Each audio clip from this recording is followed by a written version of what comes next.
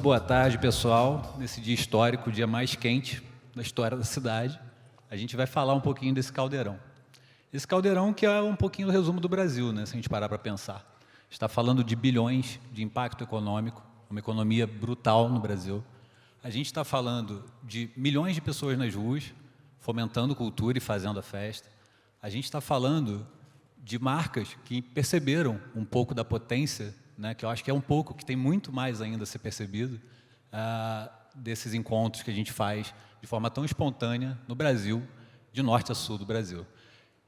Para falar um pouquinho sobre esse assunto, a gente traz essa mesa maravilhosa, que representa muito bem algumas das nossas festas, que a gente tem incontáveis, se a gente parar para pensar bem. O Brasil ele tem dezenas de festas populares, mas algumas das maiores estão bem representadas aqui. Fábio Fabato, essa fera aqui, ele é um grande estudioso do nosso carnaval, né? Vai falar um pouquinho para a gente sobre a história desse carnaval. Fábio, conta aí um pouquinho sobre, cara, o Carnaval do Rio ele tem um crescimento, um surgimento super espontâneo, que surge nas ruas ali, e em algum momento as marcas percebem a potência disso, desse movimento cultural. Conta um pouquinho desse surgimento desse senhor de 91 anos, que é o Carnaval, e que agora, enfim, já está todo ano se reinventa. Quando a gente fala de inovação, cara, o Carnaval todo ano ele está se reinventando de forma tão inovadora, né? Conta um pouquinho desse surgimento e como que as marcas se apropriaram disso desde a década de 60. Maravilha, boa tarde a todos, todas e todes. Prazer estar aqui.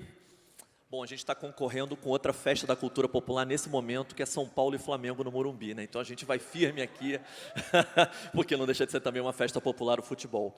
Olha que maravilha, um ativo de uma cidade, primeiro do Rio de Janeiro, vou falar de escola de samba especificamente, e depois nós temos outros desfiles de escola de samba.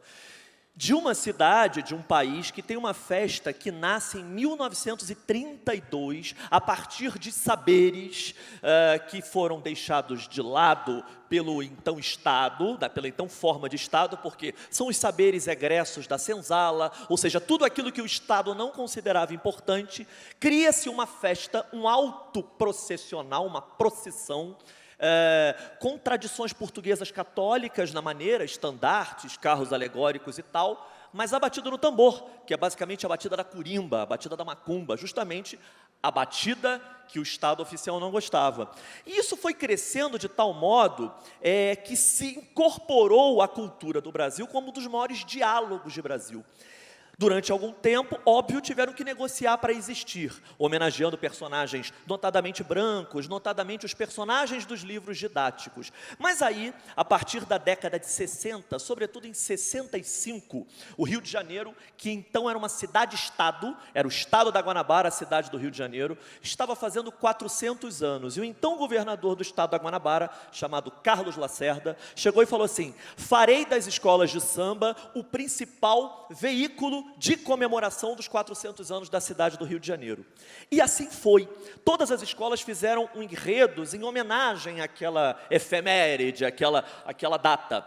E a partir dali a imprensa carioca, notadamente branca e da Zona Sul, fala assim: este é o maior espetáculo da Terra. Então você tem a chancela, na metade da década de 60, de que aquela festa era o maior espetáculo da Terra. E, obviamente, as marcas começam a se conectar com aquilo. Tivemos a ditadura militar, um período complicado em que as escolas de samba, nessa relação adesista para sobreviver, de algum modo também foram veículos de manifestação do regime, aconteceu sim. Mas nos anos 80, com a abertura política, as escolas de samba também se abrem tematicamente. E tem a criação do sambódromo. A criação do sambódromo, um equipamento público que data de 84, e uma maneira de enxergar os desfiles a partir de uma venda. Ou seja, você tem uma relação casada entre uma marca que se expõe numa avenida que vai notadamente contar saberes nossos, saberes de coração do Brasil, televisionada por 2 canais de televisão. À época não tinha internet, eu acho que os jovens devem saber disso, nos anos 80 esse negócio de internet não existia, então era TV aberta, você ligava a TV e estava passando o desfile de escola de samba, ou na TV Globo ou na Manchete. Em 84 foi só na Manchete. E essa relação toda desenhou um espetáculo que passou a ser vendido nacionalmente, muito caro, com um televisionamento muito especial. O primeiro enredo patrocinado do Carnaval data de 85, é a primeira vez que uma marca marca de cerveja, se cola a uma escola de samba, mas nitidamente tentando dar ordem na escola de samba. E para começar, esse é o primeiro perfume do sentido, ou seja, você terá que fazer o tema que eu mando. E aí é o grande desafio desse bicho maravilhoso chamado escola de samba, cujo primeiro desfile, concurso, aconteceu em 32. Como a gente pode negociar esse saber, que é um saber que faz com que essa festa esteja há quase 100 anos viva, com uma possibilidade de atração de marcas, de venda de produtos e de venda do espetáculo como um todo, que decodifique para essas marcas que nesta festa há uma indústria criativa pesada, de ano inteiro, e que trabalhadores vivem dela. E que ela é muito forte para toda a cadeia produtiva do estado, da cidade do Rio de Janeiro e de todo o Brasil. Por exemplo, o meu colega de Parintins, daqui a pouco vai falar, o Rio de Janeiro importa profissionais de Parintins, ou seja, há mercado de trabalho para pessoas de Parintins no Rio de Janeiro. Tem escolas de samba que vêm comprar plumas aqui em São Paulo, porque é mais barato. Então, assim, essa conexão toda, o próprio diálogo das escolas de samba do Rio com as escolas de samba de São Paulo, denotam uma festa que é um manancial de possibilidades e que a gente pode e deve investigar a todo instante. Eu conversando com o Rômulo, só para finalizar essa primeira parte, o carnaval não é uma marca como o The Town e um Rock in Rio. O Rock in Rio, vocês vão lembrar bem, se vocês derem uma estudadinha lá atrás, ele começou em 85, depois o próximo em 91, depois o próximo em 2001, depois ficou mais 10 anos sem ter um festival que depende, obviamente, da relação do mercado. Desfile de escola de samba sempre existiu desde 32, exceto em um ano, o ano da pandemia, no grosso da pandemia, que foi 2021. Ou seja, é uma festa que existe, ponto. Ela é uma festa identitária. E a gente não pode querer que uma marca chegue e fale assim, pô, escola de samba, você é maravilhosa, mas deixa eu chegar aí, vamos tirar a bateria? Não gosto de bateria. Não dá para ser uma relação em que o cara que quer financiar queira dar ordem naquilo. É uma negociação a todo instante. A escola tem que aprender a se financiar e as marcas têm que entender que ali está um ativo de cultura popular, que elas não podem mais ter preconceito. A gente precisa perder o preconceito secular em ver ativos econômicos, culturais e identitários nas festas populares. Elas são violentos ativos de Brasil e eu creio que uma marca que se consorcie com uma festa dessa só tem coisa boa a ganhar. Que aula, que aula! Fabato, vendo você falar com essa paixão e com essa verdade, meu amigo, não tem nem como discordar. Eu queria só dar um pulinho da avenida para a rua, porque o carnaval ele é diverso também em seu formato, né? Então, quando a gente fala de estar na rua, que também tem a sua espontaneidade dos blocos de rua, tanto no Rio, quanto em São Paulo, quanto em Salvador, BH, enfim, aí gira o Brasil inteiro, a gente também precisa ter propriedade para isso. Eu queria puxar um vídeo de quando a gente trouxe lá pela Dream Factory, a gente trouxe de volta uma cerveja que tem uma baita história no carnaval, para o carnaval de rua. Depois de 30, 40 anos, ela estava longe, a gente trouxe de volta. Queria puxar esse vídeo que conta um pouquinho de como que a gente trouxe o contexto do carnaval para a chegada dessa marca, para o retorno dessa marca à festa.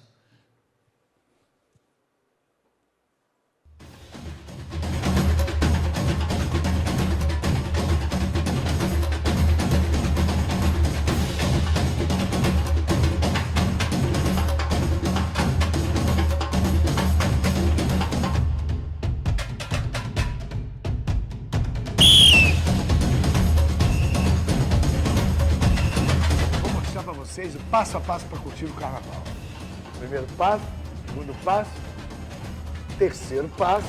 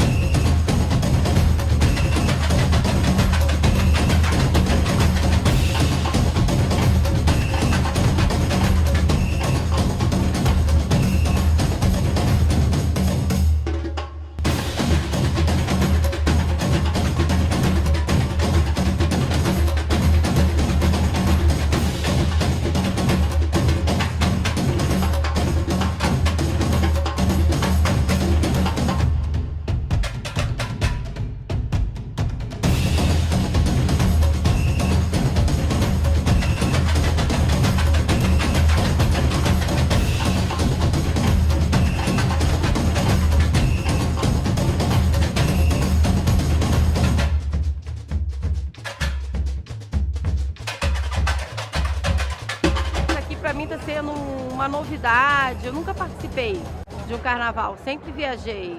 Estamos aqui, o que der o vier, espero que seja um dos melhores dias da minha vida.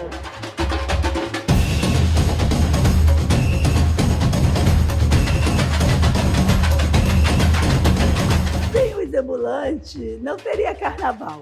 Porque tu já pensou no bloco no meio da avenida, onde que ele ia beber uma água, ia beber uma brama gelada?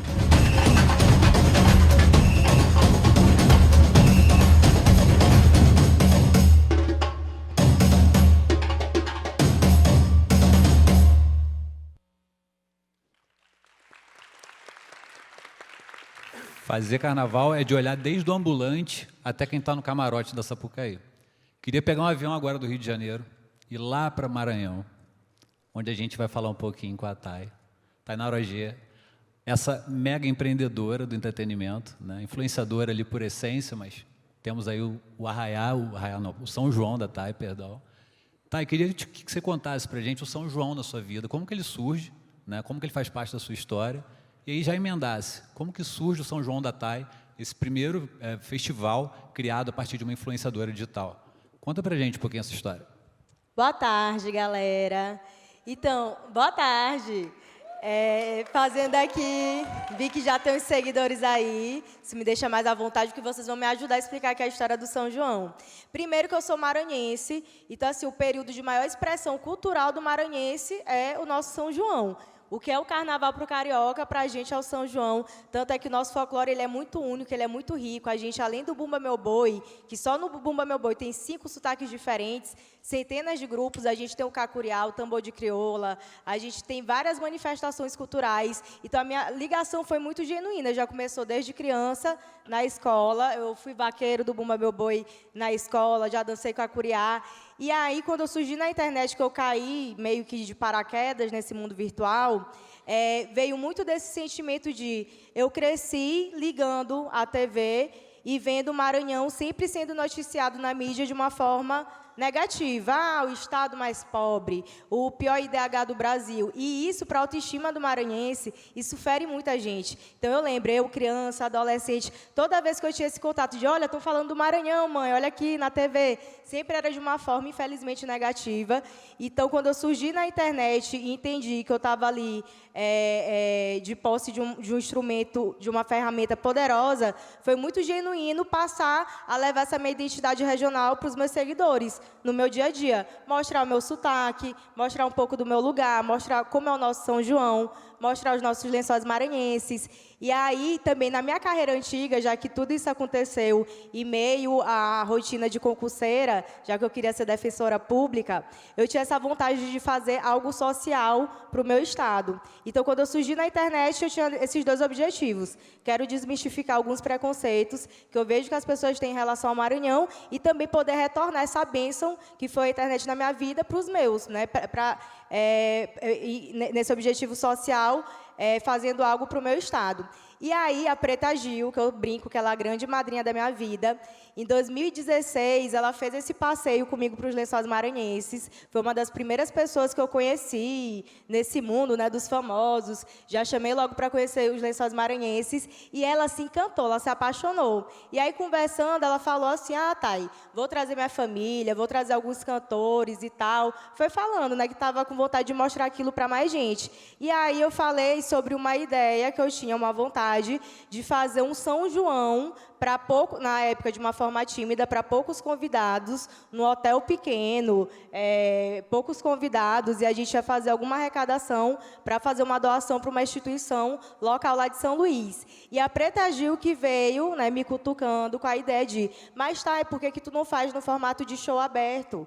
Por que tu não faz aberto ao público, com venda de ingresso? Eu venho cantar, eu falo com a galera também para cantar, eu te ajudo. Então, quando ela me deu essa força para sonhar mais alto, eu fiquei me perguntando, dá para fazer de um jeito diferente. Então, essa ideia que a gente ia fazer em 2016, a gente guardou para lançar em 2017, já nesse formato que é o São João da TAI. A primeira edição ainda foi de uma forma tímida, para um público de 3.000 pessoas. A gente ajudou uma instituição local, foi no Convento das Mercês, já com várias marcas legais apoiando, também envolvendo toda a experiência, não só do dia do Festival do São João da TAI, mas o passeio para os Lençóis Maranhenses, com os convidados, os influenciadores, os cantores, a imprensa, as marcas. E aí, a partir disso, só foi crescendo. Isso foi abrindo portas para outros artistas procurarem, ter esse interesse de se apresentar no São João, marcas também buscando a gente para patrocinar. Então, hoje, o São João da TAI, ele nasceu em 2017, teve esse ato na pandemia, já são 5 edições, e hoje a gente faz esse evento lá em São Luís do Maranhão, na última edição para 15.000 pessoas, em prol do Unicef, e a partir de 2020, inclusive, eu fui convidada para ser embaixadora do Unicef Brasil. Então, isso para mim foi um ótimo momento na minha carreira, eu sou muito grata pelo reconhecimento, e hoje um dos grandes objetivos que eu tenho, além de fomentar a economia criativa, potencializar ainda mais o nosso turismo, já que o Maranhão hoje, os Lençóis Maranhenses, está concorrendo a Patrimônio Natural da Humanidade pelo Unesco, e a gente sabe que, de alguma forma, a gente faz parte disso, dessa engrenagem. Hoje, o nosso grande objetivo é posicionar o São Luís como uma cidade capaz de fazer grandes festivais, grandes eventos, e a gente está caminhando para isso ano que vem, já com algumas novidades, e surgiu dessa ideia tímida, mas com uma pessoa que me abençoou, né, que eu chamo de madrinha, a Preta Gil, e que me fez sonhar mais alto, e que, graças às parcerias com marcas, graças aos seguidores que compram a ideia, participam, compram o ingresso para fazer parte lá do público no dia, a gente consegue fazer esse evento acontecer. Já são 5 edições de história, e a gente está caminhando para a próxima de uma forma ainda maior. E uma coisa que eu lembrei, a gente estava falando de carnaval, agora vindo para o Maranhão, uma coisa que eu fiquei muito feliz, que foi um passo importante que a gente deu, esse ano a Estácio de Sá, que é o berço do samba, homenageou o São João Maranhense, e eles nos convidaram para ser a última ala, para encerrar todo o desfile. Então, a última alegoria foi do São João da TAI. Isso, para mim, foi um dos pontos altos da carreira, foi um reconhecimento muito legal. Quem trabalha com evento sabe o quanto é difícil fazer, tirar as coisas do papel, lidar com muita gente, muitos fornecedores, tem os seus desafios, e, para mim, essa conexão com o Carnaval do Rio, que é uma festa de grande visibilidade mundial, internacional, isso aí foi um grande passo para a gente também.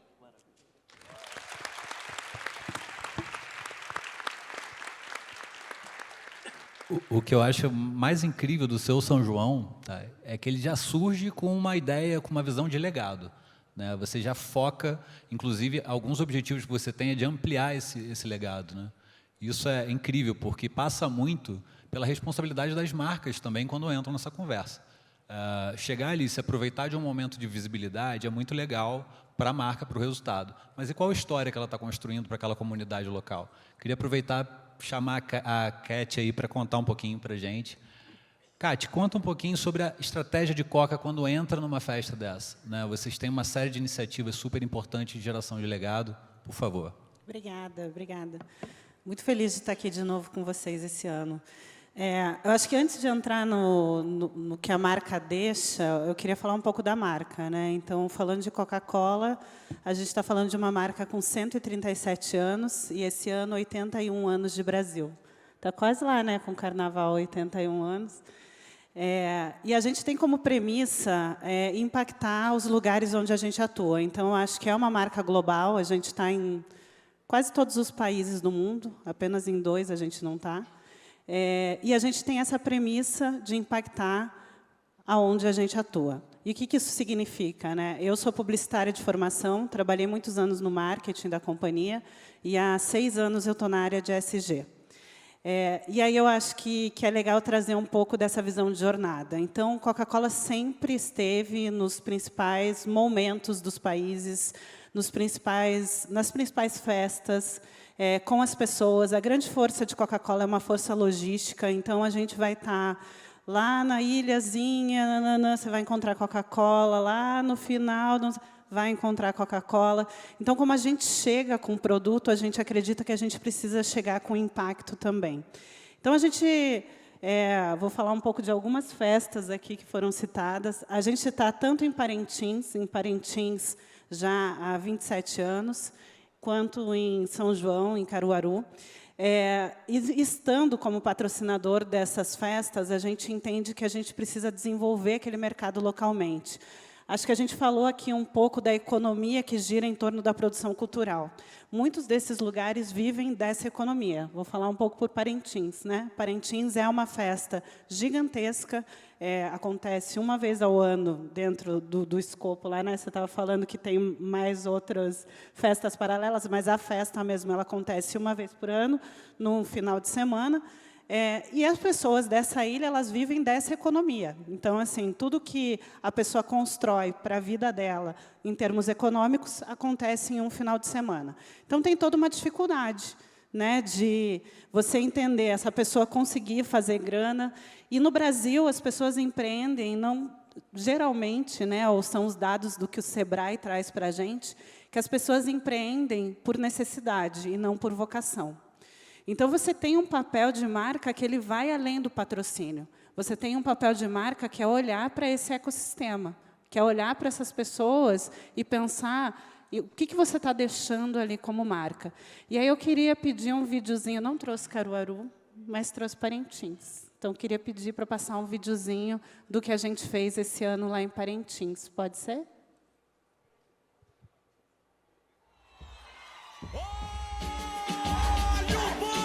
Nós estamos há 33 anos no Amazonas, 27 anos como patrocinadores do Festival de Parintins. Pode avisar que eu tô chegando,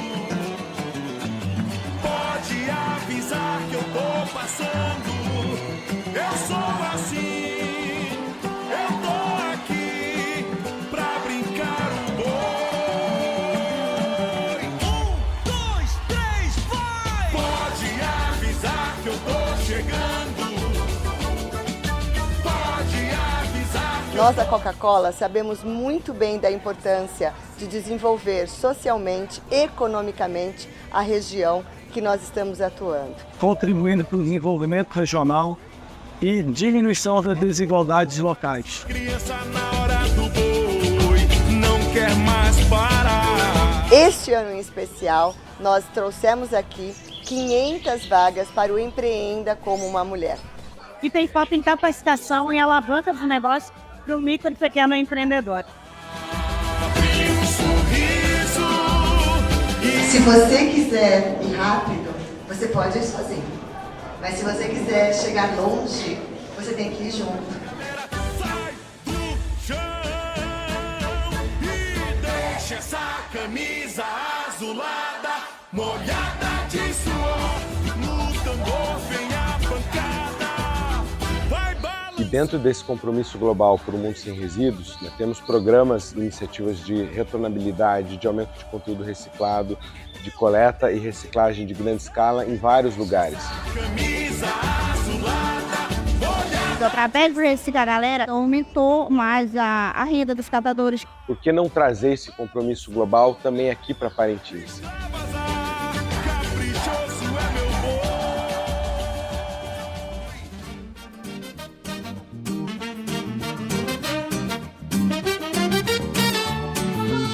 Já avisei pro coração, aguentar pressão, bater mais forte que o tambor, transbordar o amor. Agora ninguém me segura. Hoje eu vou fazer loucura. Hoje o barranco vai descer e a terra abrir, a cobra grande vai descer e o céu cair.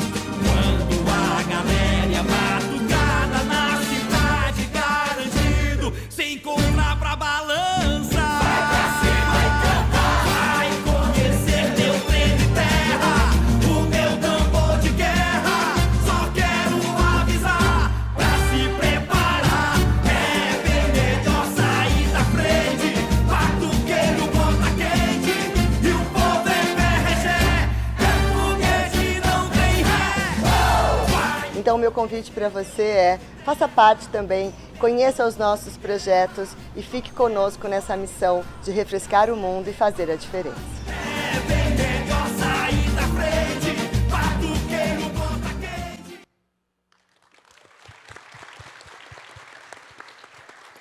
Então, eu acho que esse case ele ilustra um pouco da nossa estratégia, e falando de estratégia de marca aqui, eu acho que a gente tem um potencial de alavancar a comunicação nacionalmente. O Carnaval é o que é e é conhecido nacional, internacionalmente, porque os veículos estão cobrindo, porque tem uma relevância. Então, eu acho que muitas dessas festas, às vezes, a gente não conhece, né? Eu estou indo para Parintins agora. É o meu 3º ano de Parintins. O boi já me escolheu, né? Tem isso que o boi escolhe a gente, né? Não vou falar, mas quem me viu vendo o vídeo aqui, quem me viu vendo o vídeo, sabe qual que é meu boi. Mas eu acho que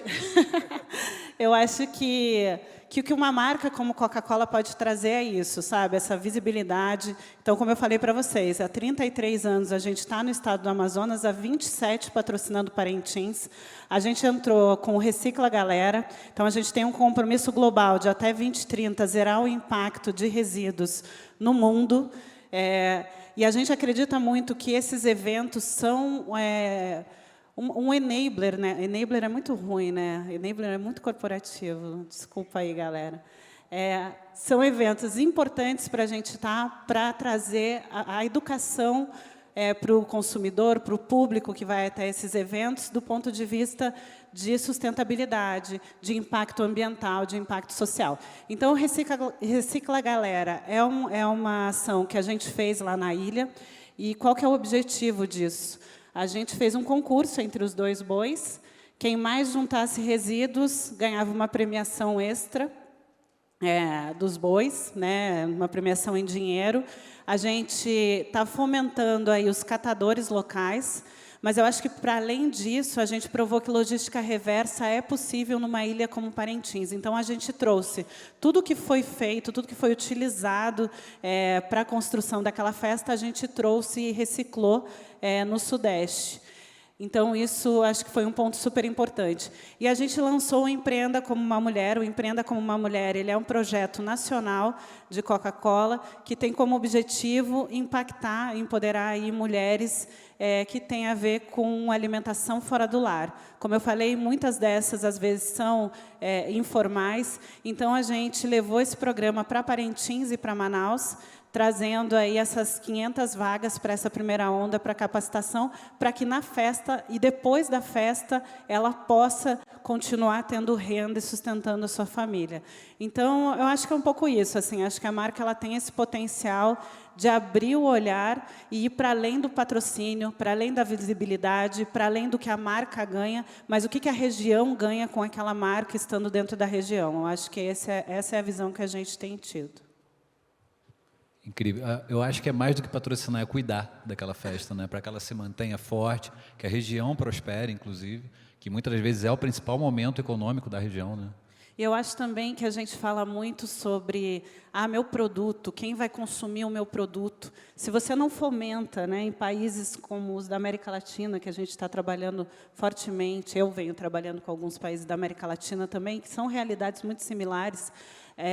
Eu acho que se a gente não fomenta a economia e não fomenta a inclusão via economia, você não vai ter consumidores, né? Então, a gente tem que olhar para os consumidores como pessoas e não consumidores. Aquelas pessoas estão consumindo o teu produto em determinada ocasião ou situação, mas a gente está olhando para elas como pessoas, uma visão holística, que estão consumindo cultura, que vivem naquela região, que vivem daquela atividade. E eu acho que visibilizando as pessoas também, sabe? Às vezes é visibilizar. Às vezes, uma pessoa... Depois eu conto um outro projeto que a gente tem, mas dentro do Empreenda mesmo, assim, a gente tem visibilizado essas mulheres.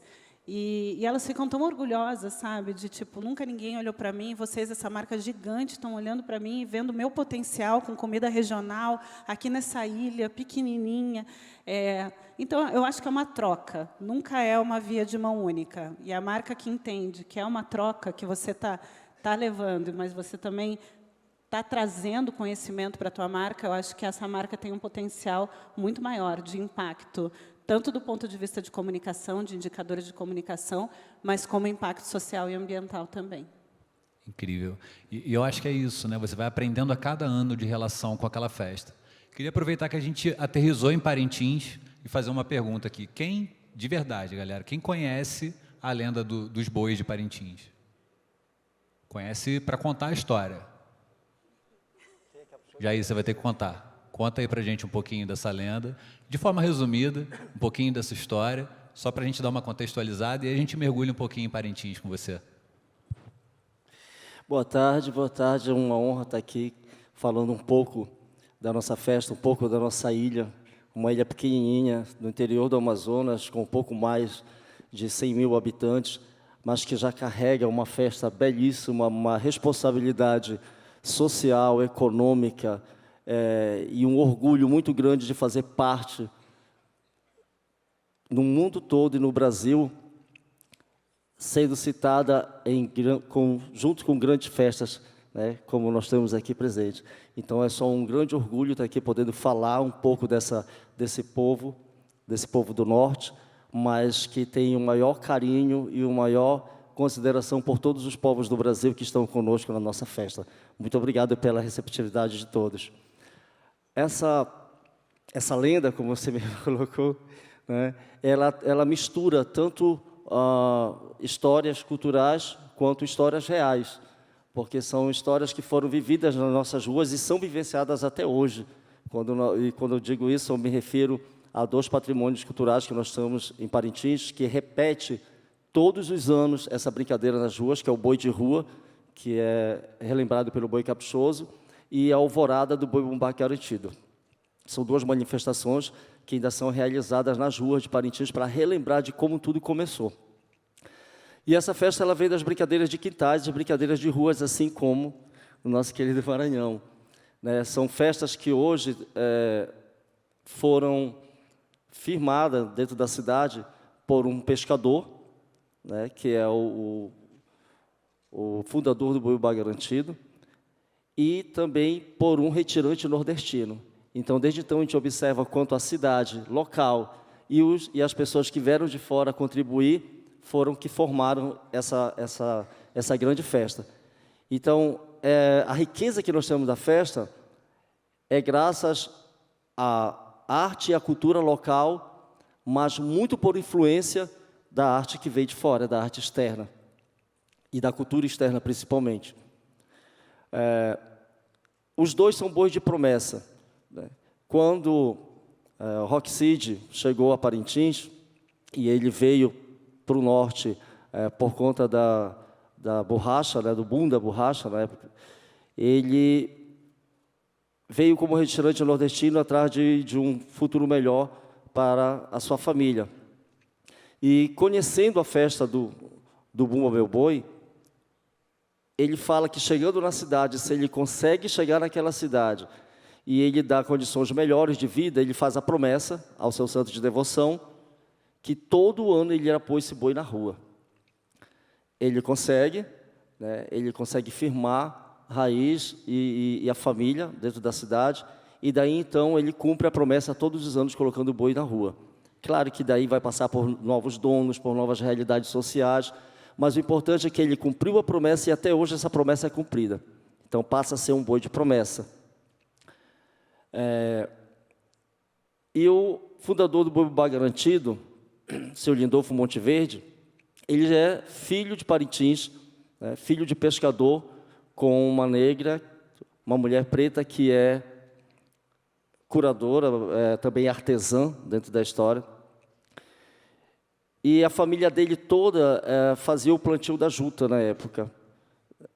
Quando ele, brincando nas ruas, desde criança, com o seu boi, como até hoje existe nas ruas de Parintins, boi mirins, que ainda brincam até hoje, que nós chamamos de filho dos bois garantido e caprichoso, que dançam muito fora de época ainda. Junto à família, ele criou o boi bumbá garantido. Os pais, né, construíram um boi para ele. E quando ele foi servir o exército, já na sua adolescência para a juventude, ele sofreu de malária. Então ele fez uma promessa que se ele fosse curado dessa doença, ele voltaria todo ano na sua cidade para colocar o boi dele, que ele ganhou de presente dos pais, nas ruas, agradecendo a graça alcançada. Ele foi curado e dedicou a sua cura à promessa que ele fez. Daí, então, todos os anos, Garantido também sai na rua para homenagear e para cumprir a promessa do seu fundador. Então, os dois bois vêm de uma crença cultural, religiosa e que até hoje é vivenciada nas ruas de Parintins. E claro que foi criando novos adeptos para nós chegarmos onde nós estamos hoje. Parintins, quando iniciou a festa do Boi-Bumbá, ele veio muito espelhado, é uma cidade pequena, uma ilha, né? Muito espelhada nas grandes festas, aí o carnaval tem muita influência dentro da festa de Parintins. Tanto que os primeiros itens eram porta-bandeira, mis do boi, os tuxauas indígenas eram todos espelhados, porque lembravam muito os bois do Maranhão, então era muito vidro, muito espelho, muita fita, era tudo muito do que nós conhecemos de fora. Aí entra um pouco da lenda, né? Acho que todos conhecem a história do Pai Francisco de Catirina, é onde se baseia a base, né, da cultura da festa do Boi-Bumbá. Catirina, da fazenda, tem o desejo de comer a língua do boi e fala para o Pai Francisco, seu marido, que quer daquele boi, que é o boi mais bonito da fazenda. Só que, por coincidência, o boi mais bonito da fazenda é da Sinhazinha, né, de estimação da Sinhazinha, que é a filha do dono da fazenda. Bem, não teve jeito, teria que matar aquele boi, porque até hoje nas nossas crendices populares, principalmente do interior, se você não mata e se não realiza o desejo da esposa, a criança nasce com cara daquele desejo. A criança nascer com cara de boi, complicado, né? Então ele mata. Só que o que acontece? A Sinhazinha fica desesperada. O pai diz, olha, eu vou te dar um outro boi, minha filha. Não, eu quero aquele é meu boi, o boi mais bonito da fazenda. Aí qual é o boi mais bonito da fazenda? O garantido diz que é o garantido e o caprichoso diz que é o caprichoso. Mas era o boi mais bonito da fazenda. Não ressuscita o boi, não tem como ressuscitar o boi. Ele foge para a mata, o Pai Francisco, para não ser castigado pelo dono da fazenda. Mas também não interessa para o dono da fazenda, no caso o amo do boi, sacrificar ou castigar o Pai Francisco. Ele queria ressuscitar, tinha que ressuscitar o boi, fazer o desejo da filha. Então ele manda chamar um médico. O médico pega a língua do boi, costura, mas não ressuscita, é óbvio que não ressuscita, né? Chama um padre, o padre vem, olha, eu dou extremoção, mas eu não ressuscito. Então, fez todas as rezas, mas não ressuscitou. Então, os vaqueiros da fazenda disseram, olha, existe uma tribo, a tribo Parintintim, né, ali na ilha dos Tupinambás. E eles fazem um ritual que chama ritual da cura. Quem sabe eles não vão curar o boi. Vamos chamar essa tribo? Vamos chamar essa tribo. Então, os vaqueiros, que hoje são conhecidos como os protetores do boi, por isso são conhecidos como protetores, por conta da ideia ter surgido de um vaqueiro. Então, eles foram até a fazenda, até a tribo, trouxeram os indígenas, né, da tribo Parintintim, e eles fizeram o ritual da cura. Resultado, o boi ressuscitou, pelo ritual indígena. E no momento que ele ressuscita, então, até então, toda essa cultura vem sendo trazida pelos povos, né, pelos seus retirantes. Só que como ele foi ressuscitado, aí lá vem a pavulagem do povo de Parintins, como ele foi ressuscitado por uma tribo Parintintim, ele deixa de ser Bumba Meu Boi e passa a ser Boi-Bumbá de Parintins. E aí, porque foi ressuscitado por uma tribo local. E a partir daí a festa começa a mudar de cara. Então o que era porta-bandeira passa a ser porta-estandarte, porque os índios colocavam os estandartes na frente das aldeias, que ninguém poderia se aproximar dali, que aquele território era deles. A Miss, que seria a mulher mais bela, passa a ser a Cunhamporanga, porque a Cunhamporanga é a índia mais bonita da aldeia. Toda a cultura indígena começa a ter uma influência muito grande no boi, com lendas, com rituais, porque foi através do ritual que o boi foi ressuscitado e trouxe essa festa para Parintins. E assim a festa vai se comemorando. E dentro da festa, hoje a gente pode, aí vem para a realidade, sai da lenda, quando a festa vai para as ruas e relembra essa história novamente, ela brinca nas ruas, na frente das casas, nos quintais, com fogueira e com pessoas dançando na Parintins antiga, com lamparinas, né, que eles colocavam em uma barra de madeira, em formato de cruz, e várias lamparinas. Por quê? Porque a iluminação da cidade era precária na época. Então, várias pessoas andavam com aquelas lamparinas para que o terreiro ficasse iluminado e as pessoas pudessem brincar até o raiar do dia. E na fazenda, as pessoas vieram com essas lamparinas. Né? Essas lamparinas que até hoje é usada no boi de rua. Claro que hoje já não mais assim, já de uma forma mais decorativa, mais usada. Né? E a partir daí, então, o boi de Parintins, até hoje, se mantém presente, mantendo essa tradição, tanto dentro da arena, nas apresentações, quanto nas ruas, onde ainda é celebrada, e compartilhando com o mundo todo. Então, essa é a festa do Boi Bumbá de Parintins. Você tinha que contar essa história, cara. Era super importante a galera ter acesso a isso de alguém tão genuíno dessa festa. Falando em ser genuíno da festa, tá, e você tem um conteúdo para a gente passar aqui super legal sobre o seu São João. Isso. Alô, marcas, vamos prestar atenção que depois eu quero conversar com vocês, hein? Pode soltar aí. Venda meu peixe.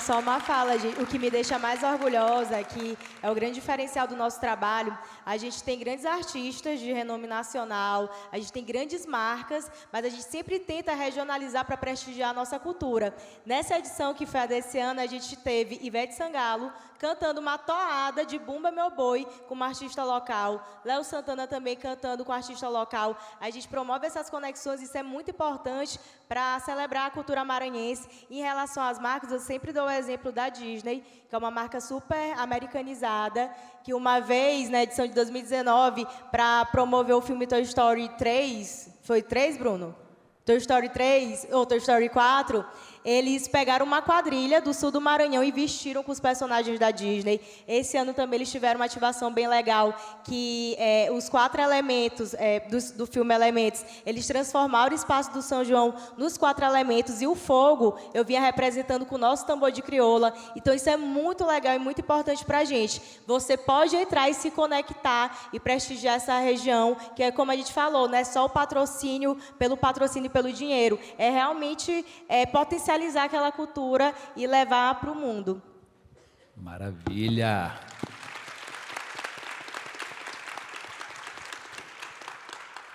Kate, queria que você contasse rapidinho para a gente um pouquinho das outras iniciativas que você mencionou ali para a gente nos Estou bastidores. aqui reconhecendo a Thay primeiro, eu adorei. Por favor. Não, então, eu acho que assim, a gente está em todos os eventos, né? Como eu falei, o Parintins é um evento muito importante para a gente, dada a história que a gente tem com a Amazônia e com a ilha, mas a gente está no São João também. A gente fez agora o lançamento em Caruaru, na verdade, São João de Caruaru, também na festa, né? Porque quando você fala de eventos fechados, assim, você consegue ter essa visão de economia circular. Então, vocês, jovens, aí, devem ter ido no Detal, e a gente estava com ação lá de economia circular, a gente tirou os copos plásticos e estávamos com copos retornáveis. Numa cidade, né, em Caruaru, por exemplo, que você tem a festa na cidade, acontecendo em vários spots o tempo todo, você precisa desenvolver a região. Então, quando a gente fala de coleta seletiva para uma região como Caruaru, é muito complexo, porque são 30 dias de festas e festas muito espalhadas. A gente fez agora toda a conexão com a cidade de Caruaru, e aí eu acho que entra um tema aqui que eu acho legal trocar também, que é um pouco de parceria público-privado, né? A gente, e olha que maneiro a minha área dentro da Coca, eu não trabalho mais com marca, né? Eu não faço marketing, o que eu faço é ESG. E ESG é você fazer conexões não óbvias. Então, a gente fala que para problemas complexos não existem soluções simples. Então, eu vou ter que conectar com outras marcas, eu vou ter que conectar com a prefeitura local, eu vou ter que conectar com a cooperativa local, eu vou ter que conectar, fazer essa rede de conexões para fazer com que isso aconteça. E aí eu acho que tem muito disso, assim, da gente olhar para as outras marcas ou olhar essa visão de impacto não como uma competição, né? A gente sempre fala de outras marcas que a gente vai competir na gôndola e no ponto de venda. Mas fora da gôndola e do ponto de venda, para essas temáticas a gente vai colaborar. Para formar empreendedores, a gente vai colaborar. Então, em Caruaru foi muito disso, assim, 30 dias de festa e a gente trazendo um mundo sem resíduos para essa cidade e educando as pessoas acerca da economia circular. A gente lançou em Caruaru 1.140 vagas para mulheres empreendedoras. Então, é isso, assim, como que fora daquela festa, como que dentro daquela festa elas se rentabilizam mais, e o legal disso é que elas trocam entre elas. Então, no final do dia, a mulher fala para a outra assim, qual que é o teu fornecedor? Com quem que você ganha mais? Vamos comprar juntas? E aí vai gerando essa potência de rede que a gente fala muito e que eu tenho a oportunidade de ver acontecer na prática quando você junta as pessoas. Então, eu acho que é um pouco disso. Assim, o Empreenda como uma Mulher, a gente lançou esse ano, foram 6.000 vagas em diversas capitais. Só aqui em São Paulo foram 4.000 vagas. A gente tem o Meu Negócio é Meu País, que é com a marca Quat, e aí tem todo um conceito de regionalidade, e a gente começou o Meu Negócio é Meu País lá para o Salvador, com as baianas do Acarajé, que na pandemia ficaram sem ter o que fazer, porque no fim do dia elas são ambulantes, então elas não tinham como vender, não tinham estrutura, e desde a pandemia a gente conheceu lá a dona Rita, da associação, e a gente foi fomentando esse projeto, e hoje a gente está lá com Mulheres Aceleradas, e o que eu acho que a gente busca é isso, assim, as conexões não óbvias dentro desse ecossistema de empoderamento, principalmente de micro e pequenos empreendedores, empoderamento feminino. Eu acho que a gente vem trazendo essa visão também da pessoa poder se reconhecer como um empreendedor. Então, a gente tem um programa, um projeto, que é uma plataforma aberta que chama Coca-Cola Dá um Gás no Seu Negócio, vocês podem entrar aí no celular, que tem vários cursos para micro e pequenos empreendedores, mas a gente trouxe a dona Carmen Virgínia, não sei se vocês conhecem ela é uma chefe de cozinha, ela tem aquele programa no GNT, Uma Senhora Panela, ela acabou de abrir um restaurante aqui em São Paulo, na Vila Madalena, o Altar Cozinha Ancestral, mas ela tem um Altar Cozinha Ancestral no Recife, e a gente traz ela, que é uma mulher preta, gorda, bem-sucedida, e ela fala para essas mulheres, e as mulheres falam assim, eu estou aqui, eu não sei nem porque eu estou aqui, eu só estou fazendo uma coisa que eu só vendo. E ela falou uma frase que eu amei, e que eu fico repetindo, porque eu acho que é válido. ela falou assim, vocês não são empreendedoras, vocês são empresárias. E quando você coloca essa frase, essa palavra, né, quando você não é mais uma influenciadora, como você é uma geradora de tendência, de conteúdo, você traz para as mulheres uma relevância naquilo que elas estão fazendo. Então, acho que é isso, é reconhecer as pessoas que fizeram essa jornada, é fazer com que as pessoas se reconheçam entre elas e aumentar esse poder da rede. Acho que para isso que as marcas estão aí também. Um espaço de conexão, né? Acho que você falou tudo ali. Empreender em rede. Galera, nosso tempo está super estourado. Eu queria que o Fabato desse uma mensagem aqui. Maravilha. Seguinte... Até onde as marcas podem ir, Fabato? Até onde, de verdade... Para a gente embalar essa história toda, historicamente, o brasileiro foi desaconselhado a fazer festa. A festa não foi dita para o brasileiro, secularmente, que ela era um ativo, tanto cultural quanto econômico, quanto de desenvolvimento local. Então, o grande desafio hoje é as marcas entenderem que o Brasil é um manancial de possibilidades e que todo o preconceito contra a cultura popular só atrasou o Brasil. O que atrasa o Brasil é o preconceito contra festas, porque as festas são o próprio desenvolvimento popular brasileiro. Então, assim, quando você olha um São João como o da TAI, quando você olha Parintins e olha o Carnaval, é um manancial de brasilidades e de possibilidades que o proselitismo branco, cristão católico, durante séculos falou assim, não, sabe por quê? Porque é corpo livre. O corpo livre mete medo. O corpo livre, historicamente, foi desaconselhado a não ser livre. Era necessário amarrar essas carnes todas. Então, o São João, o batidão, o hip hop, o funk, o samba carioca, são verdadeiros mananciais de Brasil pulsante que as marcas precisam urgentemente olhar com carinho e participar e fomentar. Porque ali está o segredo no plot. A virada da trama Brasil está na cultura popular e eu não tenho a menor dúvida. Só para finalizar, o Carnaval do Rio de Janeiro movimenta na cidade 4 bilhões de reais. É um momento que a gente flerta com um tipo de Suécia brasileira. Quando seremos uma Suécia brasileira? Seremos no dia que valorizarmos cultura popular, porque o carnaval é amor livre, é o cara que cata latinha e vai ter um pouquinho mais de dinheiro naquele mês, é o beijo na boca livre, é o amor, é a possibilidade ativada de carne livre.